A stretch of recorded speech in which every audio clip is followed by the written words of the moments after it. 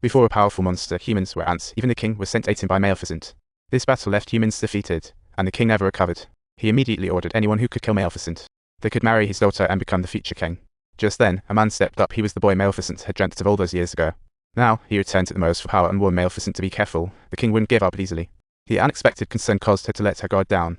She forgave him for years of abandoning, as if all was back to the start. Little did he know, weirdness loomed as Maleficent drank the drugged water. The man's true intentions emerged too late. Knowing this, Maleficent felt weak but had to stay strong.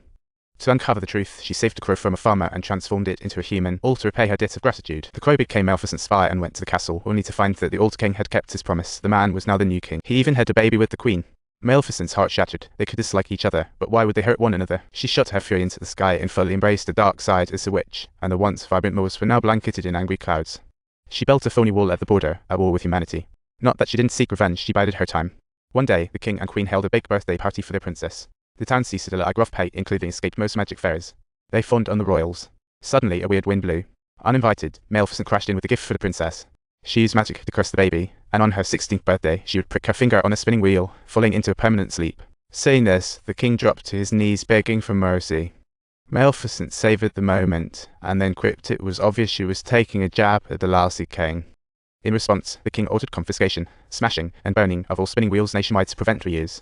They were to be thrown into the deepest dungeon of the castle, and the princess was entrusted to 3 fairy godmothers who would take her to a secret, deserted place until the day after her 16th birthday. However, the crow had seen it all. How could the cute princess escape Maleficent's grasp? This Nana's unprecedented. Feeding the baby mushy carrots was too much. The crow couldn't bear to watch. The crow was nearly grey. At night, she sneaked in fresh petals for the baby to suck nectar. She gently rocked the cradle to soothe the baby. The next day, Maleficent appeared. She was the crow's master, watching the baby for days. The nanny had no clue. The innocent baby couldn't imagine it. What this evil witch plan was unknown. At 3, the girl fell off a cliff chasing butterflies, making Maleficent first feel guilty. She used magic to save her, even though she absolutely loved children.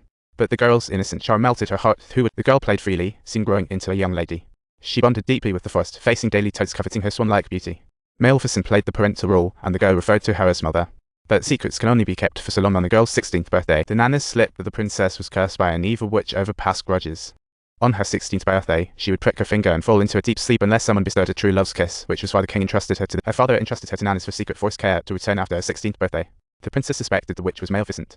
Confronted by her mother Maleficent, she had no defense. Enraged, the princess rode back on her white horse. The king discovered and fumed. Who let her out early? The time wasn't right. He quickly sent guards to imprison her. But itchy-fingered, she sneaked into the basement through the back door, wandering into the spinning wheel.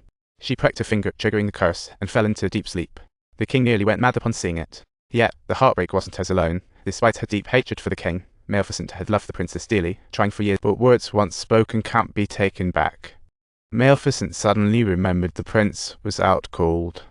She rushed into the castle with him. At the nudge of the fairy, the prince gave her a kiss of his own, but alas, no miracle. Apparently, he didn't truly love her. Maleficent felt regret as she was blinded by hatred and vengeance. It was the princess' companionship that sparked her final clue, and yet she let the princess depart forever. She vowed to protect her, swearing to always remember her smile. With that, she leaned down to kiss the princess, who was practically, suddenly, a miracle. The princess awoke. True love isn't just romance, but genuine love. The awakened princess wished to return to the moors with Maleficent when an iron net fell from the sky. It ensnared Maleficent tightly. The king had already laid a trap.